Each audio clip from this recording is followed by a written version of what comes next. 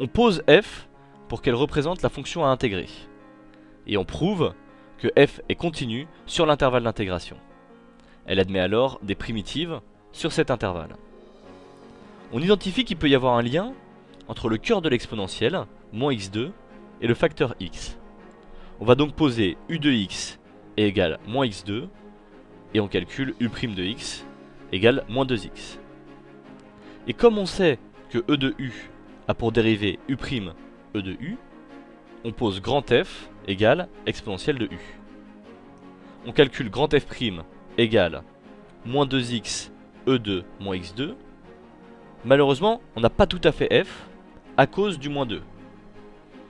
Je vais donc ajuster mon choix initial de grand F en divisant par moins 2, qui reste lorsque je dérive, et cette fois, grand F' égale petit f, donc grand F est bien une primitive de petit f.